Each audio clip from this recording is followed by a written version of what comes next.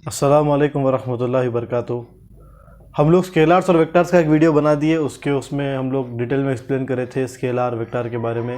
Mathematical operations with स्केलार्स देख लिए हम लोग, और फिर उसके बाद हम लोग टाइप्स ऑफ वेक्टर्स देख रहे थे। और टाइप्स ऑफ वेक्टर्स में मैं आपको 10 टाइप्स बता दिया था ऑलरेडी। आज की वीडियो में हम 11th टाइप देखने वाले हैं। तो 11th में है बच्चों को इनिशियल वेक्टर्स, और 12th वन है को कॉन्करेंट वेक्टर्स। ठीक है, बहुत ही सिंपल। को इनिशियल मतलब एक ऐसे वेक्टर्स जो सेम पॉइंट से ओरिजिनेट होते, सेम पॉइंट से शुरुआत करते, तो जिनका इनिशियल पॉइंट सेम रहता उन्हीं को बोलते हम को इनिशियल वेक्टर्स। लाइक अगर यहाँ पर ए है बच्चा, ठीक है, और यहाँ पर एक है बी, ठीक है, और यहाँ पर एक है सी, और यहाँ पर एक है डी। तो इसमें अगर आप गौर से देखोगे तो शुरुआत बी की कहाँ से हो रही? इस पॉइंट से। ए की शुरुआत कहाँ से हो रही? इसी पॉइंट से। सी की शुरुआत कहाँ से हो रही? इसी पॉइंट से। तो ए बी सी ये तीनों कोई इनिशियल वेक्टर्स है, मगर डी कोई इनिशियल वेक्टर नहीं है। क्यों? क्योंकि डी, अच्छा सुनिए, डी की शुरुआत इस पॉइंट से हो रही। डी ख़त्म यहाँ पर हो रहा, मगर अपन ख़त्म की बात नहीं कर रहे, अपन शुरुआत वाली बात कर रहे। तो जो भी एक ही पॉइंट से शुरू होते, जितने भी वेक्टर्स एक ही पॉइंट से शुरू होते, उन तमाम वेक्टर्स को हम लोग बोलते को इनिशियल वेक्टर्स। ठीक है, if two vectors originate from same point then the two vectors are called coinitial vectors. Concurrent vector किसको बोलते? कॉन्करेंट वेक्टर मतलब ऐसे वेक्टर जो एक ही पॉइंट पे एक्ट होते, एक ही पॉइंट पे आके लगते। लाइक इसको देखिए आप, ये हो गया ए, ठीक है, इसी तरह से ये हो गया बी, इसी तरह से ये हो गया सी, इसी तरह से ये हो गया डी। अगर आप इसमें गौर से देखो बच्चों, तो ए बी और सी ये तीनों कॉन्करेंट वेक्टर्स है because they are acting on one point.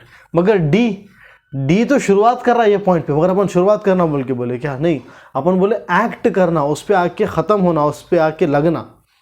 तो इसमें डी कॉन्करेंट वेक्टर नहीं है क्योंकि डी इधर साइड है, वो पॉइंट पे नहीं है। ए बी सी ये तीनों की तीनों इसी पॉइंट पे है, तो इन तीनों को हम क्या बोलते हैं बच्चों? कॉन्करेंट वेक्टर बोलते हैं। तो ये है को इनिशियल और कॉन्करेंट वेक्टर। नेक्स्ट देखिए, अगला है एक्सियल वेक्टर और पोलर वेक्टर। एक्सियल वेक्टर और पोलर वेक्टर में बड़ा ही गहरा डिफरेंस है। अच्छे से सुनिए, हम लोग ज़्यादा इसको यूज़ नहीं करते, मगर आईआईटी एडवांस के प्रॉब्लम में बहुत पूछता हूँ पोलर वेक्टर्स के बारे में। तो एक्सियल वेक्टर और पोलर वेक्टर ज़रा क्या है देखिए। एक्सियल वेक्टर मतलब ऐसा वेक्टर जिसको एक्सिस के फॉर्म में शो करे। जैसा मिसाल के तौर पे आपको अगर याद होगा बच्चा, एक पोजीशन वेक्टर था, उसको बताया था मैं x I cap plus Y J cap बोल के, ठीक है, फर्स्ट लेक्चर में हम देखे थे।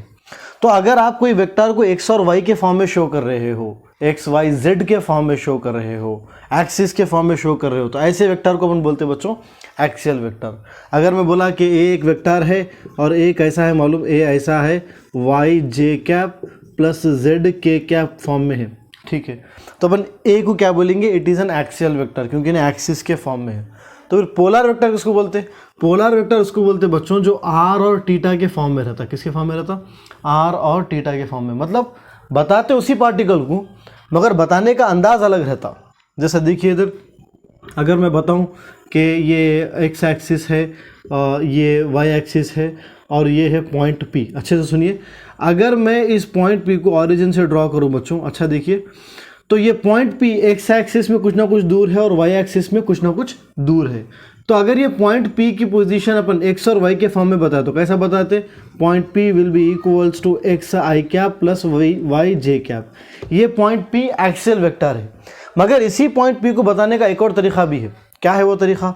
कि आप यहाँ से एंगल देख लिए, कितना एंगल बना के है वो पॉइंट पी, और दूसरा देखिए आप यहाँ से यहाँ तक का डिस्टेंस, इसको अपन क्या बोलते हैं बच्चों? आर। तो अगर तुम इसको आर और टीटा के फॉर्म में शो करोगे इसी पॉइंट पी को, तो हम उसको बोलेंगे बच्चों पोलर वेक्टर। क्या बोलेंगे? Polar vector. और अगर एक्सिस के फॉर्म में शो करोगे तो उसको बोलेंगे हम एक्सियल वेक्टर। तो अक्सर जो लिखते हैं अपन लोग ऐसे करके लिखते हैं, देखो पॉइंट पी को एक और फॉर्म में लिख सकते हैं। कैसे फॉर्म में लिख सकते हैं? यहाँ पर कुछ भी एक वैल्यू हो सकती है। क्या हो सकती है भाई? ले लेंगे अपन लोग, मान लीजिए P1 टीटा कैप, ठीक है, प्लस P2 लिखेंगे हम लोग। क्या लिखेंगे बच्चों? R cap. मतलब यहाँ पर एक्स और वाई वाला फॉर्म नहीं है। आई कैप जे कैप आपको याद होगा शायद, वो यूनिट वेक्टर से along X axis and Y axis. मगर टीटा कैप और आर कैप क्या है? ये पोलर के यूनिट वेक्टर से, ये पोलर कोऑर्डिनेट्स के यूनिट वेक्टर से। तो अगर सिंपल भाई, अगर कहीं पर थीटा कैप आर कैप है तो समझ जाओ पोलर वेक्टर है, कहीं पर आई कैप जे कैप है तो समझ जाओ एक्सियल वेक्टर है। नेक्स्ट लास्ट एंड फाइनल बच्चों डिस्प्लेसमेंट वेक्टर। डिस्प्लेसमेंट वेक्टर क्या है? अगर यहाँ पर हम लोग वाई एक्सिस ले और यहाँ पर हम लोग एक्स एक्सिस ले और यहाँ पर एक पार्टिकल इनिशियली था, ये इसका इनिशियल पोजीशन है, तो अपन इसको बोलेंगे पॉइंट इनिशियल, और फिर ये पार्टिकल हट के यहाँ से यहाँ पर आ गया, ठीक है, तो इसको बोलेंगे पॉइंट फाइनल। ठीक है बच्चा, तो ने यहाँ से यहाँ तक का डिस्प्लेसमेंट करा, इसको बोलेंगे हम एस। तो ये डिस्प्लेसमेंट मालूम करने का तरीका क्या है पता है आपको? डिस्प्लेसमेंट वेक्टर कैसा मालूम करते हैं अपन? सिंपल, पहले आप मालूम कर लो कि पोजीशन क्या थी, इनिशियल पोजीशन क्या थी। लाइन थोड़ी टेढ़ी ड्रॉ हो गई, बट आप अच्छे से ड्रॉ करिए इसको। तो ये है बच्चा पोजीशन आर, तो इसको बोलेंगे आर इनिशियल, ठीक है। और ये क्या है बच्चा? आर फाइनल, ये है फाइनल पोजीशन आर एफ, है ना बच्चा, ये क्या है? R F. तो ये जो डिस्प्लेसमेंट वेक्टर रहता बच्चों, ये डिस्प्लेसमेंट वेक्टर इक्वल रहता final position minus initial position के। किसके इक्वल रहता भाई? Final position minus initial position के। मतलब अगर आप ये भी जो भी वैल्यू है आर एफ की वैल्यू में से आर आई को निकाल दोगे तो आपको क्या आ जाता बेटा? एस आ जाता, डिस्प्लेसमेंट आ जाता। तो displacement vector is nothing but it is a subtraction of final position vector and initial position vector. तो ये पूरे टाइप्स ऑफ वेक्टर्स से नेक्स्ट हम देखेंगे रेजोल्यूशन ऑफ वेक्टर्स। नेक्स्ट बड़ा इजी टॉपिक है रेजोल्यूशन ऑफ वेक्टर्स। हम लोग बहुत बार देख लिए इसको, हम लोग ट्रिग्नोमेट्री के जो हमारे वीडियोस है उसमें भी देखे थे, बट फिर भी एक बार आप सुन लीजिए इसको, क्योंकि अपन पूरा वेक्टर्स पढ़ रहे तो उसमें ये भी आ रहा तो इसको देख लेंगे। ये वाई एक्सिस में है बच्चा, ये एक्स एक्सिस में एक वेक्टर है ए ऐसे करके, ठीक है। ये वेक्टर कुछ एंगल बनाता टीटा, है ना। तो हम क्या करते हैं, ये ए का कितना हिस्सा एक्स में है और ए का कितना हिस्सा वाई में है मालूम करना चाह रहे, मतलब हम ए को फिर एक मरतबा से मालूम करना चाह रहे, री सोल्यूशन ऑफ वेक्टर्स, ठीक है। फिर एक मरतबा हम ए का सोल्यूशन निकालेंगे। तो हम क्या करते बच्चों, रेजोल्यूशन के लिए हम लोग यहाँ पर एक ऐसी एक ट्रायंगल बना देते हैं ना।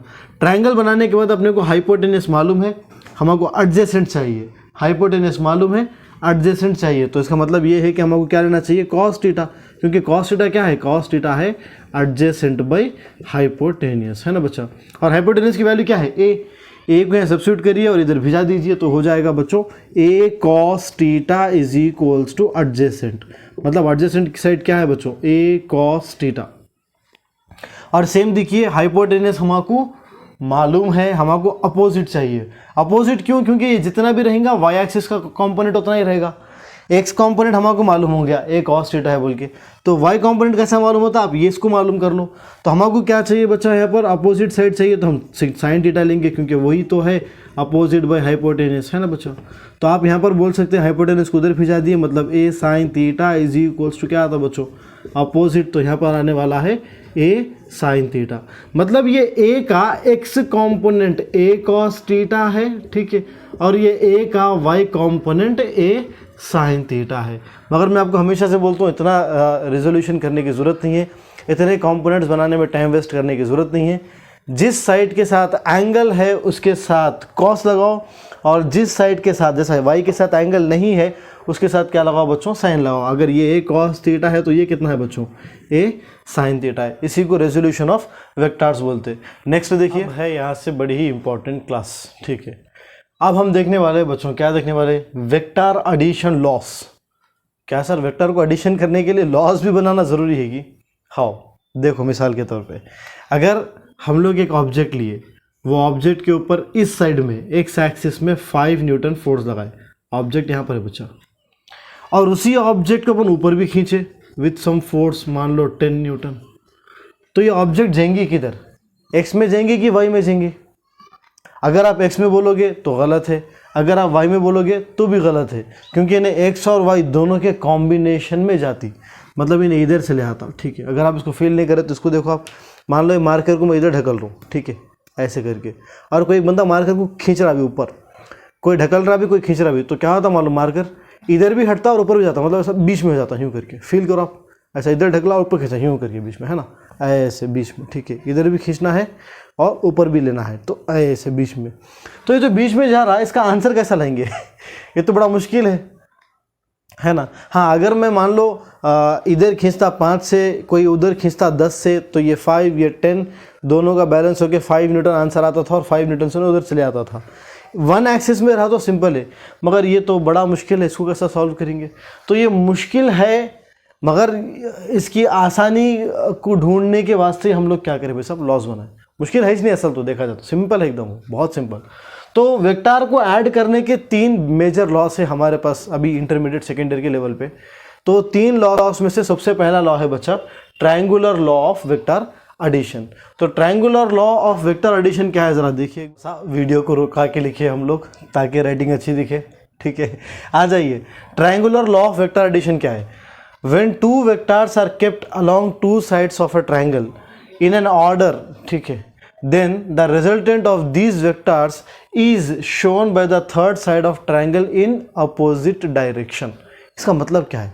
इसका मतलब क्या है कि आपको एक ट्रायंगल डाल दो, आपकी मर्जी कौन सा भी ट्रायंगल, ठीक है, आइसोसेलेस, राइट एंगल ट्रायंगल, कोई भी एक इक्विलेटरल ट्रायंगल, जो ट्रायंगल आपको दिल बोला वो ट्रायंगल डाल दो आप। एक वेक्टर ऐसे करके है ए, ठीक है, इसमें हमको ऐड करना है एक और वेक्टर जो इस तरह से थोड़ा सा टेढ़ा है। कैसा है भाई साहब? यूं करके थोड़ा सा टेढ़ा, ये है वेक्टर बी। तो सर ये ऐसे ही क्यों लगाए, या बी का निशान इधर क्यों नहीं लगा रहे? क्योंकि ट्रायंगुलर लॉ का रूल क्या है पता है? ट्रायंगुलर लॉ का रूल ये है कि जो 2 वेक्टर्स को ऐड करना चाह रहे ना, उनको ऐसे एडजस्ट करना कि एक वेक्टर के हेड पे दूसरे वेक्टर का टेल रहना, एक वेक्टर के हेड पे दूसरे वेक्टर का टेल रहना। फॉर एग्जांपल अगर मुझे बोले साहब आप ये वेक्टर है सी और ये वेक्टर है डी, इन दोनों को ऐड करो, सी और डी को ऐड करो, तो अपन क्या करना, अपन पहले सी को उतारना बच्चों, जैसे उतारा मैं यहाँ पर दिख रहा है आपको, ये सी को उतार दिया मैं, और सी के हेड पे डी का टेल लगाना है अपने को। तो डी का टेल मतलब डी इस तरह का, याद रखो डी का डायरेक्शन चेंज नहीं कर सकते अपना, डी का मैग्नीट्यूड चेंज करना, ठीक है। तो इस तरह से हम लगा दिए। तो उसके बाद क्या बोला उन्होंने, when 2 vectors are kept along 2 sides of a triangle, वो दोनों 2 साइड से ट्रायंगल के, ठीक है, इन एन ऑर्डर, ये ऑर्डर है, जैसा बोला था मैं आपको, इसके हेड पे इसका टेल रहना, वो ऑर्डर है वो। Then the resultant of these vectors, a और बी का रिजल्टेंट या सी और डी का रिजल्टेंट, रिजल्टेंट मतलब क्या, इन दोनों का जो एडिशन करने के बाद आंसर आता ना, वो क्या रहेगा भाई साहब? Then the resultant of these vectors is shown by third side of the triangle. तो अगर ये 2 साइड है, ट्रायंगल बनाना बोल तो क्या करना पड़ता बच्चों? ट्रायंगल बनाना बोल तो ऐसा एक साइड डालना पड़ता तो ट्रायंगल बनता। यहाँ पर ट्रायंगल बनाना बोल तो क्या करना पड़ता? ऐसा एक साइड डालना पड़ता तो ट्रायंगल बनता, नहीं तो ट्रायंगल नहीं बनता, ठीक है। देन क्या बोला हमने, then the resultant of these vectors is shown by the third side of the triangle in opposite direction. Opposite direction मतलब जरा देखो, इन्हें पहले ऐसा जा रहा था, डायरेक्शन देखो आप, पहले ऐसे, फिर उसके बाद ऐसे, मतलब यूं यूं, उसके बाद किधर आता ना, ऐसा आता ना वापस, ऐसे ऐसे जाके वापस आना चाहिए, मगर अपने क्या करना है, इन अपोजिट डायरेक्शन मतलब ये चेन को तोड़ना है, इन्हें ऐसे घूम के ऐसा आने वाला था ना, ठीक है, इस डायरेक्शन में आने वाला था उन्हें, ये ऑर्डर है, मगर हमको क्या करना है मालूम, रिजल्टेंट को ऐसा डायरेक्शन देना है कि ऑर्डर टूट जाना। अगर उन्हें ऐसे करके ऐसा आने वाला है तो आप यहीं पर इसको ऐसा ऑर्डर दे दो, दिख रहा है देखो आप, एकदम अपोजिट डायरेक्शन में। सर नहीं समझ में आया, इधर देखो, ऊपर गया इधर गया, अब किधर आता उन्हें, नीचे आता सॉरी, ऊपर गया इधर आया, अब किधर जाता हूँ, नीचे आता उन्हें, मगर अपन क्या करना है, अपोजिट डायरेक्शन में, उन्हें नीचे आने वाला है ना, तो अपन इसको क्या करना, ऊपर के डायरेक्शन बता देना, टेकन इन अपोजिट डायरेक्शन, ठीक है। अगर मुझे बोले कोई कि सर ये वेक्टर है ई और एक वेक्टर है एफ, इन दोनों को ऐड करो, ठीक है, तो अपन क्या करना है, एफ को उठाना, यहाँ पर रख देना अपन लोग, वो भी कैसा रखना अपन कि ए ई के हेड पे बी एफ का क्या रहना भाई, टेल रहना, ई के हेड पे एफ का टेल रहना। फिर ये ट्रायंगल को अपन थर्ड साइड दे देना अपन लोग, ये है उसका थर्ड साइड, फिर देखो ऑर्डर कैसा, यूं करके वापस आ रहा उन्होंने, तो अपन अपोजिट डायरेक्शन में डाल देना। So this is what, this is your resultant. मगर सर ये अभी तक तो आप वैल्यू बोले नहीं, इसकी वैल्यू कैसा निकालना मैं अभी थोड़ी देर में बोलता हूँ, जब मैं नेक्स्ट लॉ एक्सप्लेन करता हूँ। अगला देखिए, नेक्स्ट है बच्चों parallelogram law of vector addition, ठीक है, parallelogram law of vector addition, ठीक है। इससे पहले जब हम टॉपिक देखे थे ट्रायंगुलर लॉ, ठीक है, उसको उर्दू में हम लोग सिमतियों के इज्तिमा का मुसल्लिस कुलिया या कुलिया मुसल्लिस बोल के बोलते हैं, ठीक है। तो कुलिया मुसल्लिस ट्रायंगुलर लॉ है, और पैरेललोग्राम लॉ को मुतवाज़िउल अज़ला का कुलिया बोलते हैं। मुतवाज़िउल अज़ला को उर्दू इंग्लिश में अपन पैरेललोग्राम बोल के बोलते हैं, ठीक है।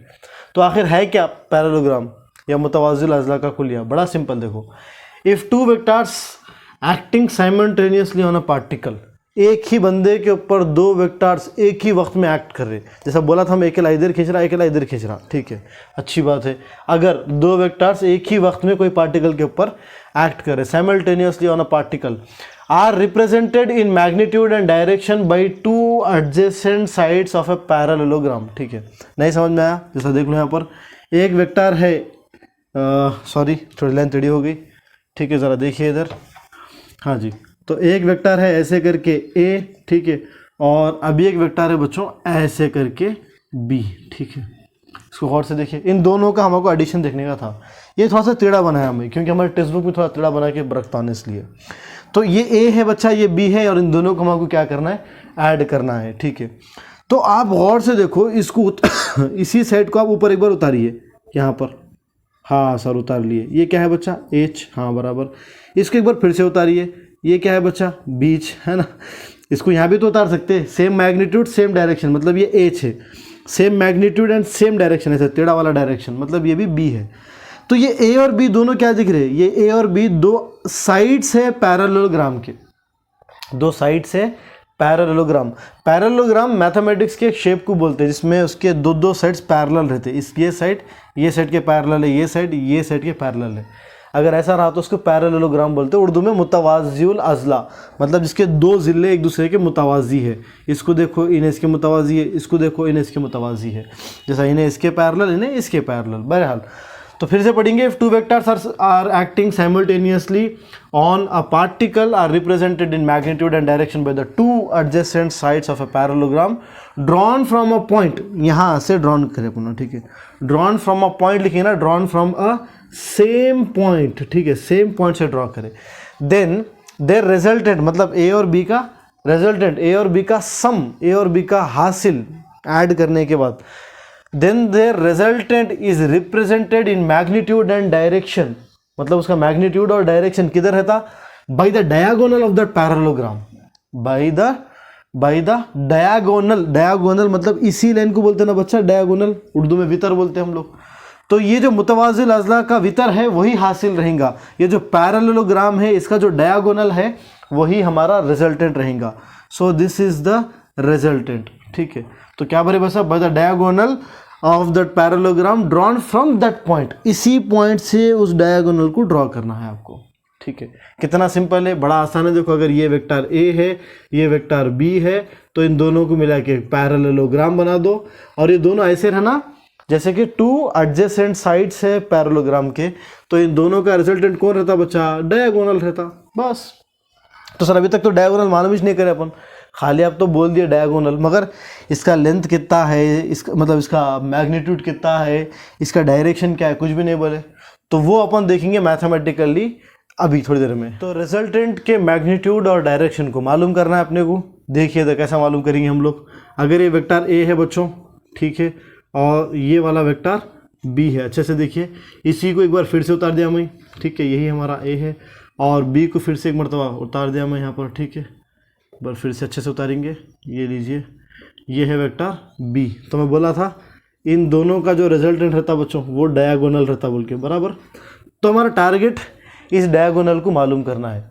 इससे पहले कि हम इसको मालूम करें, मैं आपको दो चीज़ें बोलूँगा। देखिए, ये पहले बोलूँगा मैं कि वेक्टर ए और vector B, A and B के बीच का एंगल मान लो आप थीटा है। क्या है बच्चों, थीटा है। Theta is the angle between the two vectors which we have to add, ठीक है, जिन दोनों को आप ऐड करना चाह रहे हैं ना, उन दोनों के बीच का एंगल क्या है बच्चों, थीटा है। और अगली बात आपको मैं ये बोलता हूँ कि रिजल्टेंट और ए के बीच का एंगल, किसके किसके बीच का एंगल, रिजल्टेंट एंड ए, इन दोनों के बीच का एंगल है बच्चों अल्फा। क्या है, अल्फा। क्यों सर ये नया एंगल बनाने की जरूरत क्या पड़ेगी, अल्फा को बनाने की जरूरत क्या है?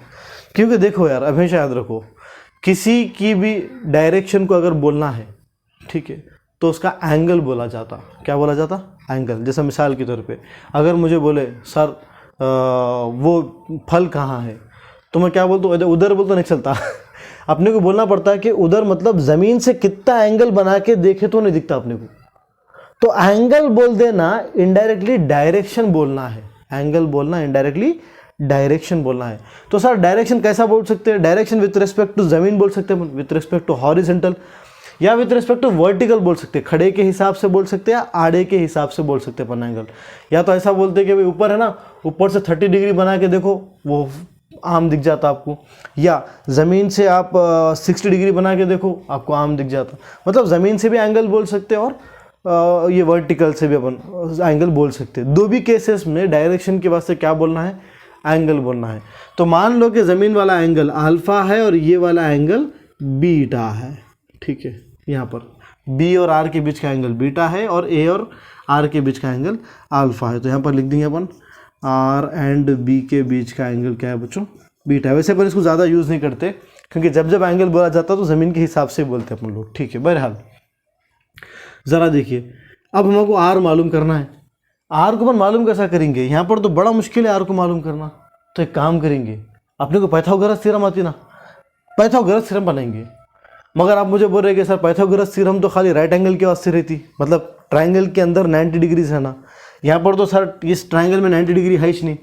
तो एक काम करेंगे, इसको थोड़ा सा एक्स्ट्रापोलेट कर देंगे, थोड़ा लंबा कर देंगे इसको भी और इसको भी, ठीक है। नाम दे देंगे, इसको दे देंगे बच्चों ओ, इसको बोल देंगे पी, इसको बोल देंगे क्यू, इसको बोल देंगे आर, इस पॉइंट को आर बोलेंगे। तो अब गौर से देखो, ट्राइंगल ओ पी क्यू, क्या देखना है वैसे अपने को, ट्राइंगल ओ पी क्यू। तो ट्राइंगल ओ पी क्यू में अगर आप देखोगे तो हाइपोटेनस का square will be equals to adjacent का स्क्वायर प्लस अपोजिट का स्क्वायर। तो ट्राइंगल ओ पी क्यू का जो हाइपोटेनस है वही हमारा आर है, वही हमारा आर है। मतलब बोलना ही चाह रहा हूँ कि मुझे यहाँ पर क्या करना पड़ता, ओ पी का square according to Pythagoras theorem, O P का square will be equals to O Q का स्क्वायर प्लस पी क्यू का स्क्वायर, है ना बच्चा। इसका स्क्वायर प्लस इसका square will be equals to इसका स्क्वायर, ठीक है। इतना तो आपको समझ में आ गया होगा। अब मगर प्रॉब्लम ये है कि सर हमको यहाँ से यहाँ तक का लेंथ मालूम, वो ए है बोल के, वो वेक्टर ए है बोल के मालूम, क्या आपको ये मालूम नहीं, क्या आपको ये मालूम नहीं। तो कैसा करेंगे, कैसा करेंगे, बड़ा सिंपल है। ये देखो, ये किसका डायरेक्शन है, ये ए का डायरेक्शन है और ये कौन है, ये तो बीच है, ये ए है ये बी है, इन दोनों के बीच का एंगल क्या रहता बच्चा, टीटा। तो यहाँ पर एंगल अल्फा नहीं आता, टीटा आता, क्योंकि ये ए का डायरेक्शन और बी के डायरेक्शन के बीच का एंगल है, तो यहाँ पर टीटा आता। अच्छा, तो ये क्या है, ये बी है। मैं आपको सिखाया था कि जिसके साथ टीटा रहता उसके साथ कॉस आता बोल के, तो यहाँ पर आना चाहिए बच्चों, क्या आना चाहिए, बी कॉस टीटा, है ना। और यहाँ पर क्या आना चाहिए बच्चों, यहाँ पर आना चाहिए बी साइन टीटा, यहाँ पर आना चाहिए बी कॉस टीटा, यहाँ पर आना चाहिए बी साइन टीटा। अगर किसी को नहीं आया तो फिर से देख लीजिए।